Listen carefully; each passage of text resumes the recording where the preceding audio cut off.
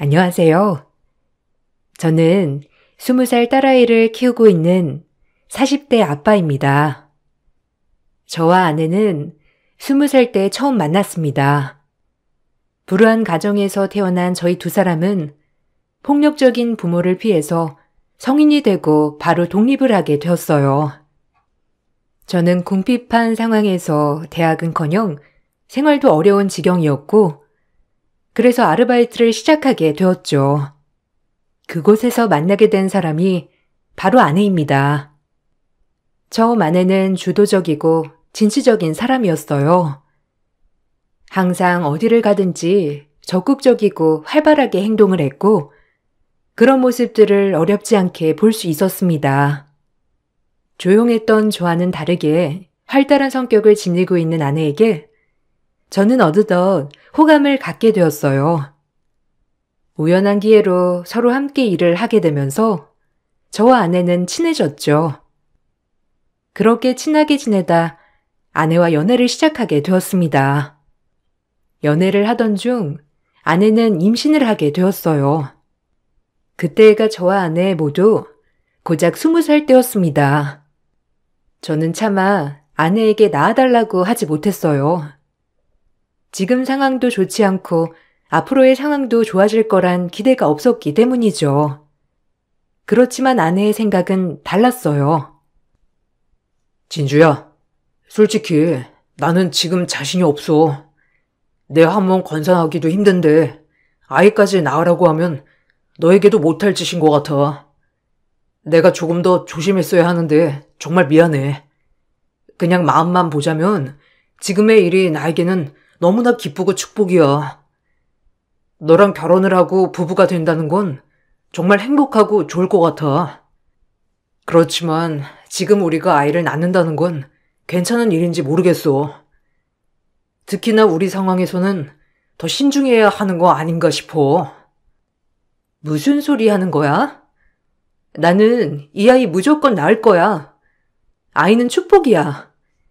우리가 아무리 부족하다고 하더라도 이미 생긴 아이를 어떻게 없애겠다고 하는 거야? 나는 그렇게는 못해. 나랑 결혼하기 싫은 게 아니라면 우리 같이 키워보자. 우리 가족한테도 버림받았잖아. 그런데 우리 사랑으로 만들어낸 아이인데 어떻게 버려? 네가 원하지 않는다고 하더라도 나 혼자서라도 낳을 거야. 그런 뜻이 아니라 네가 낳는다고 하면 나도 같이 키울 거야. 그렇지만 아이를 키운다는 게 솔직히 쉽지 않잖아. 그래서 그렇게 얘기를 한 거지. 나는 그래도 임신을 직접 경험하진 않지만 너는 앞으로 배가 불러올 테고 몸도 무거워질 텐데 지금보다 훨씬 더 힘들어질 수도 있어. 거기다가 너는 활달한 성격인데 밖에 나가는 것도 조심스러워질 수밖에 없다고. 그래서 걱정을 한 거지. 그런 건 전혀 문제가 될 게 없어. 나는 가족이 너무 그리웠어. 아무리 내가 사랑을 해도 가족들이 받아준 적도 없고, 그런데 내가 내 아이를 임신했다고 하니 사실 처음부터 난 낳을 생각으로 너한테 말한 거야. 네가 찬성하지 않아도 나는 이 아이 낳아서 키울 거고, 같이 키우겠다고 한다면 너랑 같이 잘 살고 싶어. 나도 마찬가지야. 다른 사람도 아니고 너랑 행복하게 지내는 게 내 꿈이거든. 여기에 우리 아이까지 더해지면 앞으로 더 행복할지도 모르겠다. 앞으로 힘들고 어려운 일들도 많겠지만 우리 잘 살아보자. 그렇게 저희는 부부가 되었습니다. 결혼식도 없이 그냥 혼인신고만 하고 살림을 합치게 되었죠. 살림이라고 해봤자 제가 살고 있었던 월세 원룸에 들어와서 그냥 같이 지내는 것이었어요. 물론 양가 부모님들은 이런 상황을 반가워하지 않았고 지원은커녕 소식을 알고 교류도 하지 않게 되었죠. 아내는 배는 점점 불러왔고 함께 일을 하던 아르바이트도 아내는 더 이상 하지 못하게 되었습니다. 저는 좀 더 나은 생활을 위해서 더 노력해야 되겠다 생각했어요. 고졸이었기 때문에 그때 당시에는 할 수 있는 일들이 한정적이었고 경제적으로도 넉넉하지 못한 상황이었어요. 그렇지만 집에서 기다리는 아내와 뱃속의 아이를 생각하면서 누구보다 열심히 일을 했습니다. 아이가 태어나고 나서 신생아 때까지는 더욱 정신없이 지냈죠. 경제적으로 힘들다 뭐다 생각도 하지 못할 정도로 바쁘게 지냈어요. 투잡, 쓰리잡까지 뛰면서 경제적으로 힘들어지지 않도록 노력을 했습니다. 그렇지만 아무리 노력하고 벗어나려고 발버둥을 쳐도 월세 단칸방에서는 벗어나지 못했습니다. 이런 상황에서 아내는 100일이 갓 지난 아이를 두고 일을 시작하겠노라 얘기를 한 적도 있었습니다. 나 진짜 도저히 못 참겠어. 아이는 하루 종일 울고 점점 먹는 양은 많아지지. 나 더 이상 감당하다가는 미쳐버릴 것 같아. 차라리 내가 밖에서 일할 테니 당신이 집에 와서 아이를 좀 봐줘. 지금 당신이 버는 것보다 내가 훨씬 더 많이 벌 자신도 있거든? 그러니까 나 이렇게 그냥 집에 두지 말고 밖에 좀 나가게 해줘. 이렇게 두다가는 미쳐버릴 것 같으니까 일 좀 그만두고 당신이 집에서 아이 좀 보라고. 진주야, 미안해. 아이 보는 거 많이 힘들지? 당신 마음 이해해. 주변에 물어보니까 돌 되기 전까지는 진짜 미친 듯이 힘들다고 하더라고. 나도 도와주고 싶은데 상황이 정말 좋지 않네. 다른 것보다 당신은 내가 밤늦게까지 일하니까 더 도움받을 것도 없고 힘들 거라는 거 알고 있어. 나도 당장 일을 그만두고 싶은데 경제적인 상황이 좋은 게 아니니 일을 그만둘 수가 없어. 진주야, 조금만 버텨줘. 그래도 아이 어린이집도 보내면 좀 나아질 거야. 아니, 아이가 어린이집에 가기 전에 내가 미칠 지경이라니까? 어떻게 사람 말을 제대로 못 들어? 솔직히 당신 투잡 쓰리잡 하면서 버는 돈이 얼마나 된다고 그래? 내가 밖에 나가서 벌어도 그것보다는 더 돈 잘 벌 자신 있어. 솔직히 당신이 돈 많이 벌면 내가 이렇게 스트레스를 받을 일이 있겠어? 이렇게 된 건 다 당신 탓이야. 그리고 나보고만 아이 보라고 하지 말고 당신이 집에 와서 아이 책임지고 봐. 미안해. 내가 능력이 없어서 그래. 그런데 지금 당장 일을 그만두면 우리 먹고 살 걱정해야 돼. 그러니까 조금만 버텨줘. 지금 다른 직장 알아보고 있으니까 이직하고 나면 좀 괜찮을 거야. 너무 힘들면 내가 아는 사람들한테 아이 좀 봐달라고 부탁해 볼게. 그러니까 너무 스트레스 받지 마. 아내가 너무 힘들어 미치겠다는 소리를 하자 저는 주변 사람들에게 아이를 맡아달라고 부탁을 하기까지 했어요. 다행히 주변 지인들은 아이를 선뜻 봐주었고 그렇게 하루 이틀 아이를 맡기게 되었습니다. 아내는 아이를 맡기고 난 후에 정말 홀가분해했죠. 몇 시간 정도면 충분할 줄 알았지만 한 번 나가면 하루 이틀은 집에도 들어오지 않을 정도가 되었습니다. 나갈 때마다 수십만 원의 용돈을 받아가지고 가기도 했어요. 그래도 그때는 내가 당장 해줄 수 있는 일이 없었기 때문에 이렇게라도 아내의 우울증을 해소시켜 주어야 되겠다는 생각만 했었습니다. 그렇게 겨우겨우 아이의 돌이 지나게 되었어요. 다행히 저는 좋은 직장으로 옮기게 되었습니다. 취직하고 일하면서 야간에는 대학 공부도 할 수 있게 되었어요. 지금껏 고졸이었기 때문에 지원조차 하지 못했던 일들을 대학 졸업장을 받게 되면 좀 더 수월할 수 있겠다는 생각이 들었어요. 거기다가 어린이집도 운영하고 있는 곳이라 아이도 맡길 수 있는 상황이 되었습니다. 그래서 바로 아내에게 말을 하게 되었어요. 진주야, 나 이번에 들어가게 된 곳에서 대학도 지원해 준대. 대학 다니고 졸업하면 좀 더 상황이 나아질 거야. 월급도 지금까지 쓰리잡 하면서 받았던 것보다 훨씬 더 받을 수 있어. 아이 어린이집도 바로 들어갈 수 있다고 하니까 당신 이제 낮 시간에는 좀 쉬어. 그동안 정말 고생 많았어. 남편은 집에도 늦게 오고 홀로 아이 돌보느라 너무 힘들었지? 이제는 당신이 좀 쉬어야 할 때인 것 같아. 드디어? 정말 나 조금만 더 있었으면 미칠 수도 있었을 것 같아. 그래도 이렇게 되니까 참 다행이네. 아이 어린이집 보내고 나면 나도 일하고 싶어. 집에서 쉬는 건 나한테 안 맞는 것 같고, 그동안 우울했던 것도 그래도 밖에 나가기 시작하면 좀 괜찮지 않을까 싶어. 알았어. 아이 어린이집 보내면 당신도 하고 싶은 일 해. 어린이집은 우리 회사 근처에 있으니까 내가 데려다 줬다가 퇴근하면서 데리고 올게. 그래도 학교에 가야 하니까 저녁에는 당신이 집에 좀 있어줬으면 좋겠어. 매일 그러는 건 아니고 일주일에 3번 정도는 학교에 갈 것 같아. 그 정도는 괜찮지? 그래, 알겠어. 당신도 학교 다녀야 하니까. 내가 저녁에는 밖에 안 나가고 집에 있을게. 그런 건 너무 걱정하지 마. 그래도 다행이다. 이렇게 할 수 있어서. 이제는 좀 상황이 좋아질 것 같기도 하네. 그렇게 저희의 상황은 점차 좋아지는 듯 했습니다. 아이가 어린이집에 다니게 되면서 아내는 근처 사무실에서 일을 시작하게 되었어요.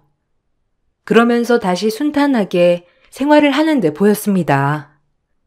처음에는 저도 아내도 안정적으로 생활이 가능했지만 어느 순간부터 아내는 저녁에 회식이다 야근이다 하면서 집에 점점 늦게 들어온 날이 많아지게 되었습니다. 어쩔 수 없이 아이를 학교에 데리고 가거나 혹은 저희 사정을 알고 있었던 집주인 아주머니에게 아이를 맡기게 되는 날이 점점 많아지게 되었어요. 이런 상황들이 늘어나게 되자 아내와의 다툼도 끊이지 않았죠. 당신 진짜 너무한 거 아니야? 당신 일 시작하기 전에 했던 약속 전혀 기억하지 못하는 거야? 적어도 아이는 저녁에 당신이 보겠다고 했잖아. 그러면 적어도 그 약속은 지켜야 하는 거 아니냐고. 아무리 회식이며 야근이며 많다고 하더라도 지금은 해도 너무한 거 아니야? 솔직히 나도 일 다니니까 알지만 회식은 몇 번 빠지거나 그럴 수 있는 거고. 그중에서 회사 내부에서 회식하는 건 얼마나 되는데? 매번 당신이 다 참석해서 그런 거 아니야? 아니, 당신도 사회생활 하니까 알 거 아니야. 그러면서 왜 그러는 거야? 내 마음대로 빠질 수 있는 거였으면 이미 나도 빠졌지. 그런데 그게 안 되니까 그렇잖아. 당신처럼 모든 편이 다 봐준 회사가 그렇게 많은 줄 알아? 그리고 당신도 일하다가 저녁에는 공부해야 된다고 가버리면서 왜 나만 이기적인 사람으로 만들어? 나보고만 아이를 안 본다고 하는 거냐고. 당신이야말로 너무한 거 아니야? 아니 나는 매번 학교에 가는 것도 아니고 당신은 내가 학교에 안 가는 날에 지금까지 빠짐없이 회식이다 야근이다 했잖아. 그건 너무한 거 아니냐고. 거기다가 원래 주말 근무도 없다고 했었는데 갑자기 주말에도 나가야 한다고 하고. 당신 진짜 회사 일 때문에 늦게 오는 건 맞기나 해? 같은 회사 사람들은 다 일찍 끝나서 집에 온다고 하는데 당신만 바쁘잖아. 이게 말이나 되는 소리냐고. 나도 공부하느라고 아이를 매일 보지 못하는 건 미안해. 근데 당신도 지금까지 한 거 생각해보면 너무한 거 아니야? 이것 봐. 당신은 역시 육아는 내가 해야 한다고 생각하고 있는 거잖아. 아이 신경이 그렇게 쓰이면 당신이 둘 중 하나를 포기해. 일이랑 공부 다 잡으려고 하니까 지금 이 꼴 나는 거 아니야? 그래서 나만 힘든 거 아니었냐고. 당신 욕심 때문에 이렇게 된 거야. 그러니까 당신이 포기를 하든 어떻든 해. 왜 나한테만 그래? 지금 내가 일 그만두면 어떻게 생활하겠다고 하는 거야? 당신이 벌어다주는 코딱지만한 월급으로 우리 생활은 잘할 수 있을 거라고 생각해? 매번 집도 없이 월세의 생활비에 이게 도대체 뭐 하는 짓이야? 어떻게 그렇게까지 말을 해? 솔직히 전보다 훨씬 좋아진 건 맞잖아. 전에는 하루 종일 일을 해도 이만큼은 못 벌었는데 지금은 6시까지만 일하면 전에 벌었던 것보다 훨씬 더 벌어. 그리고 그 정도면 풍족하기는 아니더라도 우리 세 식구 부족하지 않게 살 수 있다고. 그런데 왜 자꾸 모자란다고 하는 건지 모르겠네. 돈 관리하는 게 어려우면 내가 할게. 부족한 거 내가 어떻게든 메꿔서 할 테니까 이제부터 내가 할게. 당신이 어떻게 돈 관리를 하는데? 살림을 전혀 신경 안 써서 모르는 거야. 하나부터 열까지 신경 써야 할 게 얼마나 많은데 돈 관리까지 하겠다고 하는 거야? 됐어. 지금도 바빠서 아등바등 하고 있으면서 돈 관리는 그냥 내가 할 테니까 놔둬. 아내는 일을 시작하고 평일 주말 할 것 없이 바쁘게 지냈습니다.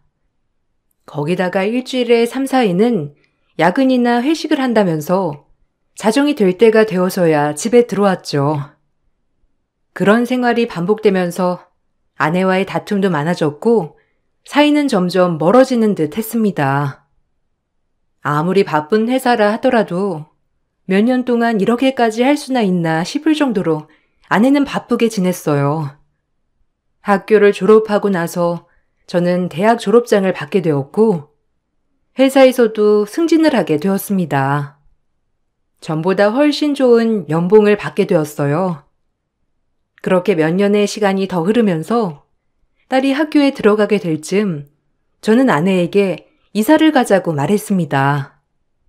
지금까지 돈 관리를 아내가 모두 했기 때문에 어느 정도 모아두었는지 물어보게 되었어요. 여보, 그래도 올해는 이사를 좀 가는 게 낫지 않겠어? 언제까지 이렇게 원룸에 살 수도 없는 거고. 이제 소진이도 학교에 들어가니 방은 있어야지. 대출을 받든 어떻든 일단 투룸이라도 이사를 가자. 지금까지 돈 얼마쯤 모아두었어? 그래도 연봉도 많이 올랐고 우리 쓰는 것도 별로 없으니까 꽤 모아두지 않았나? 좀 모은 돈이 있으면 그거랑 대출도 받고 해서 이사를 가자. 회사에서도 지원해 주는 것도 있다고 하네. 무슨 돈? 우리한테 모아둔 돈이 어디 있어? 당신 무슨 연봉이 1억이나 돼? 그 정도도 안 되면서 무슨 돈을 모은다고 그래? 3인 가족 사는데 생활비가 얼만 줄 당신이 알기나 해? 당신 연봉 많이 올랐지. 전보다 오른 거지. 그렇다고 잘 사는 건 아니잖아. 거기다가 매달 나가는 지출은 왜 생각도 안 하는 거야? 당신 진짜 지금까지 돈 많이 모아뒀겠다 생각하면서 산 거야? 어떻게 적은 월급으로 그렇게 당당하게 얘기를 해? 아니, 그래도 내가 주는 생활비가 적은 편은 아니지 않아? 그리고 우리 쓰는 거라고는 저녁 한 끼밖에 없는데 당신도 바쁘고 나도 바쁘니까 외식도 한 번 한 적도 없었고 거기다가 차도 없잖아. 옷도 한 벌은 안 사봤고 수진이도 그냥 주변에서 얻어다 준 옷만 입혔던 거 아니야? 그런데 매달 500은 더 갖다 준 지 몇 년이나 지났는데 돈 한 푼 저축한 게 없다는 게 말이나 돼? 여기에 당신 월급까지 합치면 거의 700은 넘을 텐데 한 푼도 없다는 게 무슨 소리야?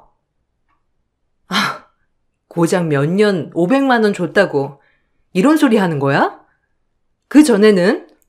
그전에는 어떻게 생활했을 거라 생각해? 아이는 크고 생활비는 점점 늘어나는데 어떻게 생활했다고 생각하는데? 그리고 내가 번 돈 얼마인 줄 알고 당신이 그렇게 더해서 신경을 쓰는 건데? 당신도 당신 용돈 다 빼고 생활비 주면서 왜 나는 내 돈을 고스란히 가져다 썼을 거라고 생각해? 나도 내 용돈 빼면 돈 얼마 없어. 3인 가족 생활비 얼마인 줄이나 알고서 저축했냐 안 했냐 하는 거냐고. 안 되겠다. 여보, 앞으로는 내가 돈 관리할게. 이제는 정말 안 되겠어. 나 아는 분이 몇 년 만에 돈 많이 모았다고 하시더라고. 나도 그거 배워서 해볼까 해. 그러니까 내가 관리하면서 어떻게든 모아볼 테니까 당신도 월급 다 쓰지 말고 생활비로 조금만 줘. 그렇게 하면 지금 당장은 아니더라도 내년에는 이사 갈 수 있을 거야. 아내는 죽어도 모아둔 돈이 없다면서 얘기를 했고 생활비로도 줄 수 없다고 고집을 피웠습니다. 아내에게 지금껏 어디서 생활비를 썼는지 그 내역을 보고 싶다고 하니 절대로 보여줄 수 없다면서 오히려 내가 이상한 사람이라고 소리를 쳤죠. 하는 수 없이 앞으로 제 돈으로 생활을 하겠다고 선언을 했습니다. 그렇게 저는 제 돈을 가지고 생활을 하게 되었고 아내는 생활비를 입금해주지 않는다면서 저에 대한 불만을 더더욱 키워갔습니다. 그 불만 때문이었는지 점점 아내는 아이도 돌보지 않고 집안일은 하나도 신경 쓰지 않았어요. 아이가 학교에 들어가는 시기가 되었음에도 불구하고 전혀 관심을 두지 않았죠. 그렇게 저희 사이는 점점 멀어져 갔습니다.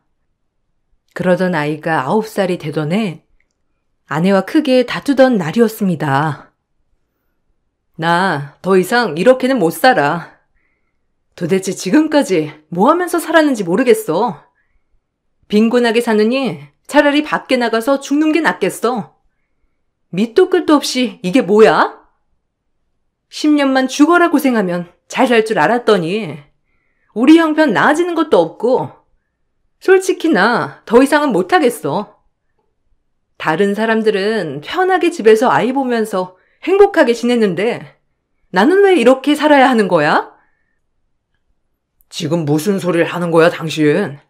갑자기 왜 이러는 거야? 지금까지 아이는 둘째치고 집안일도 돌보지 않았고 거기다가 일 다니면서 번 돈 나한테 한 푼 준 적도 없잖아. 그런데 무슨 소리를 하는 거냐고. 아니 하다못해 일도 하고 집안일도 하면서 스트레스를 받는 거면 내가 이해라도 하지. 지금껏 아이 학교에 신경 한 번 안 썼으면서 어떻게 이렇게 못 살겠다고 하는 소리가 나와? 당신이 애 밥이라도 챙겨줘 봤어? 아님 학교를 챙겨줘 봤어? 아님 생활비를 줘봤어? 당신이 뭘 알아? 내가 얼마나 힘들었는지 당신이 알기나 해? 당신은 밖에서 돈이나 벌어다 주면 단주라는 사람이었잖아. 아니야? 나는 더 이상 못 살겠으니 나가서 죽어버릴 거야. 나중에 돼서 후회나 하지 말라고. 나 나갈 테니 알아서 살아. 아내는 갑작스럽게 나에게 죽겠다는 이야기만 남긴 채 집을 나갔습니다. 실종 신고를 하고 며칠 뒤 경찰에서 연락이 왔어요. 아내의 핸드폰 신호가 끊긴 곳은 다리 위였죠. 그곳에서 아내의 핸드폰과 신발이 발견되었습니다. 시신이 발견되진 않았지만 저는 아내가 세상을 떠났다고 생각을 했어요. 아내의 유품을 정리하면서 그동안 생활비를 보냈던 통장을 정리하게 되었습니다. 그러던 중 아내가 저에게서 받았던 생활비를 친정에 대부분 보내줬다는 걸 알게 되었죠. 바로 달려가 따지고 싶었지만 아내도 없는 상황에서 가서 따져봤자 뭐할까 생각이 들었습니다. 그때까지만 하더라도 갑자기 내가 생활비를 주지 않으니 친정에 보내던 돈을 보내지 못해 힘들어하던 아내가 떠난 거라 생각이 들어 죄책감을 갖게 되었어요. 그렇지만 저 또한 세상을 떠날 수 없었죠. 저에게는 세상에서 제일 소중한 아이가 있었기 때문이었어요. 저와 아이는 치열하게 10년이라는 시간을 더 보냈습니다. 딸은 엄마가 떠났다는 사실을 알고 나서 크게 슬퍼하다가 조금씩 극복을 해나갔어요. 어느덧 혼자서도 씩씩하게 잘 지내는 아이가 되었죠. 공부도 제법 잘해서 명문대에 진학을 하게 되었습니다. 한 번도 속을 썩인 적도 없었고 오히려 저를 챙겼어요. 매번 일찍 일어나 제 아침을 챙겨주었던 기특한 딸이었습니다.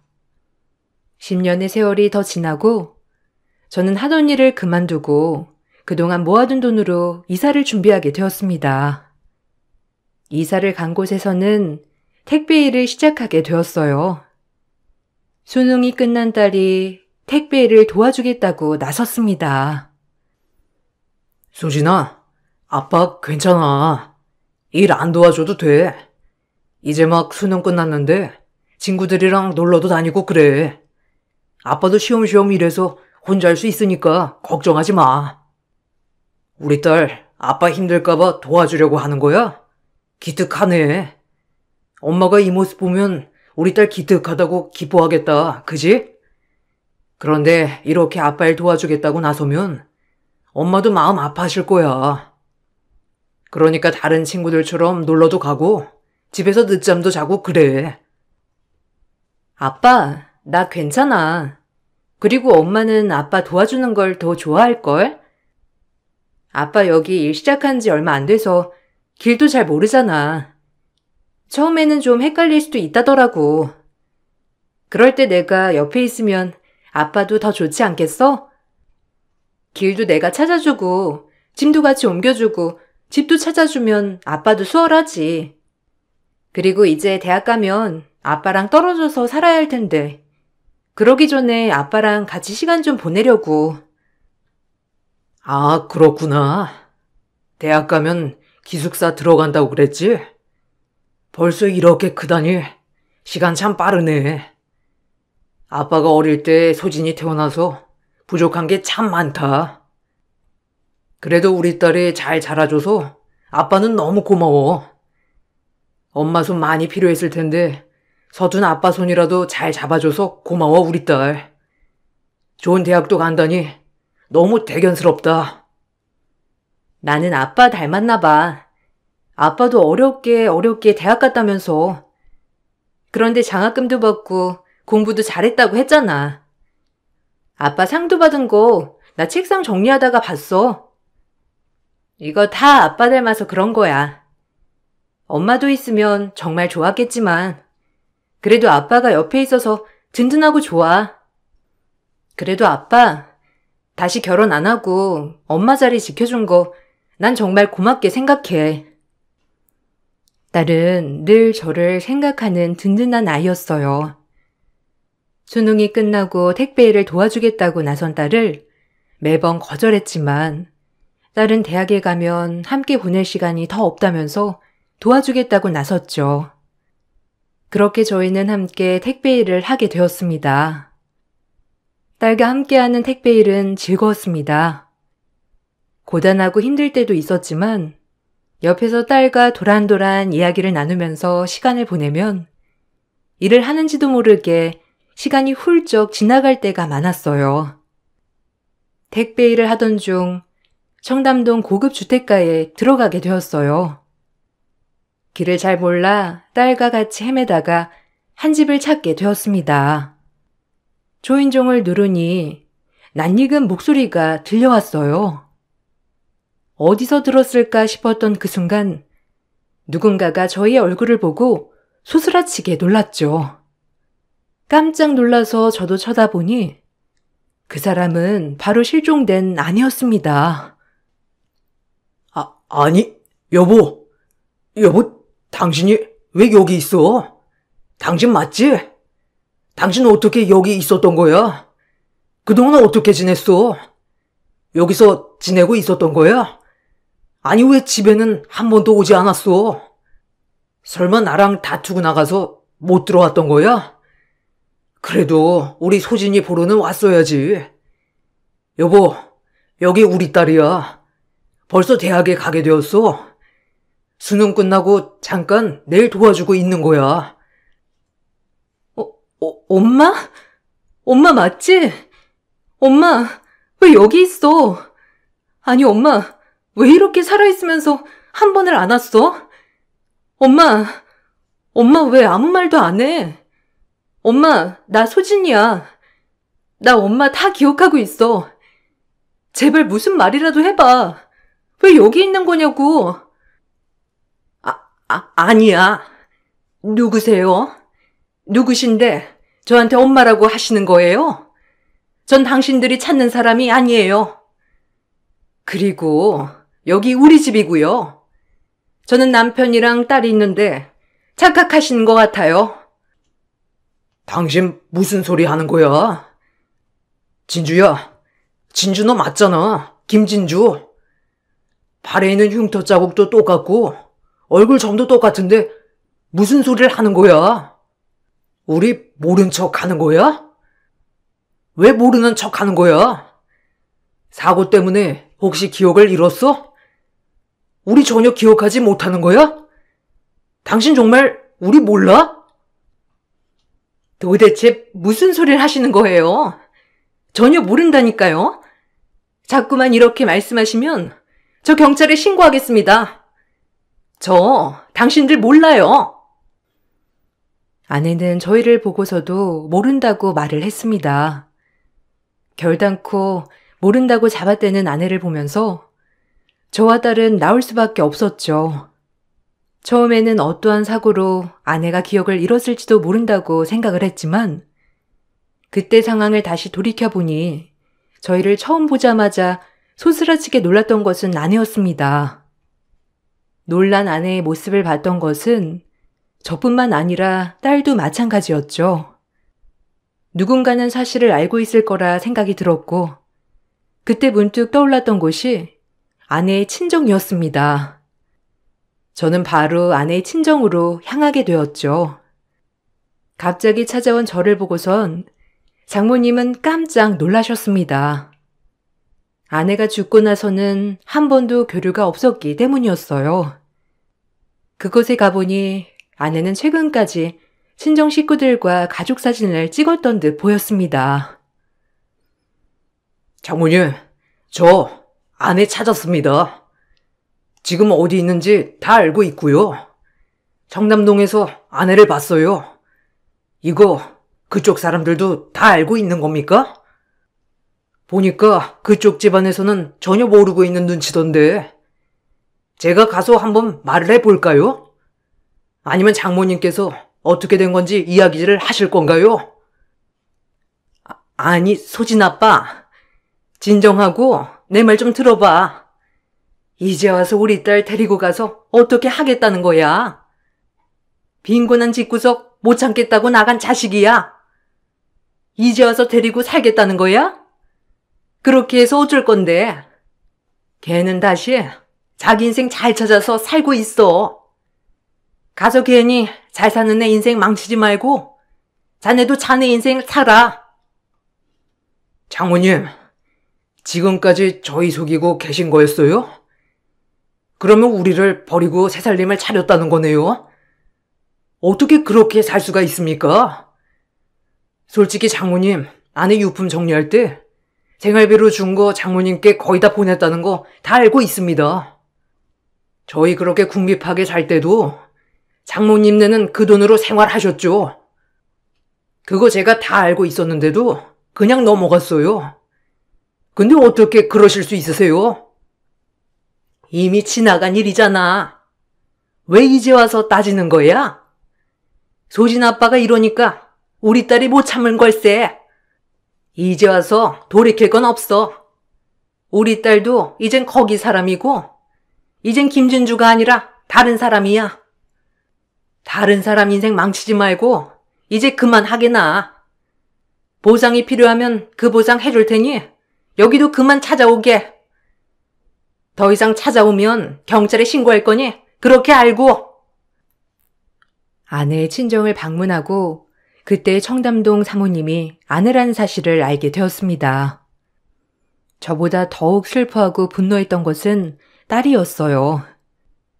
딸은 더 이상 참을 수 없다며 저를 데리고 변호사 사무실을 찾았죠. 딸은 그동안 어떻게 해야 할지 모두 찾아본 듯 했습니다. 변호사를 찾아가 엄마에게 지금까지 받지 못했던 양육비를 청구하고 싶다고 이야기를 했어요.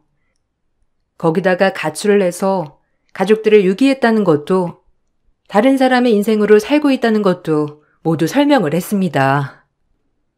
변호사는 아내를 명의도용과 함께 양육비 미지급에 대한 청구와 악의적 유기로 인한 이혼 소송으로 위자료 청구까지 가능할 것이라 설명을 했습니다. 그렇게 소송 청구 리스트를 작성하고 아내의 집으로 소장을 보냈습니다. 소장이 전달되자 그제야 아내는 저희에게 연락이 왔죠. 미안해. 내가 정말 잘못했어. 솔직히 그 집구석에서 살고 싶은 생각 없었어. 더 이상 살다가는 내가 진짜 미칠 것 같았거든. 그래서 집을 나왔던 거야. 다시 돌아갈 생각은 없어. 미안하지만. 지금 나 상황이 너무 심각해. 당신이 소장 보내온 거 남편이 알았어. 내가 대충 둘러대긴 했는데 아직도 의심하고 있어. 제발 부탁인데 당신이 가서 해명 좀 해줬으면 좋겠어. 내가 왜? 내가 왜 그래야 하지? 당신 김진주 아니야? 당신 왜 당신 이름을 버리고 다른 사람 이름으로 살고 있는 건데? 그리고 그렇게 뻔히 살아있으면서 우리는 아니 당신 딸은 한 번도 찾아오지 않았던 이유가 뭐야? 그리고 그렇게 증오했던 친정 가족들이랑은 지금껏 만나고 있었던 거야? 당신 내가 줬던 생활비도 다 장모님한테 갖다 줬잖아. 그건 어쩔 수 없었어. 친정이 너무 힘들었고 한번 도와주자 하다가 그렇게 된 거야. 그건 나도 미안하게 생각해. 그리고 나가서는 당장 갈 곳도 없고 그래서 그냥 친정에 간 거야.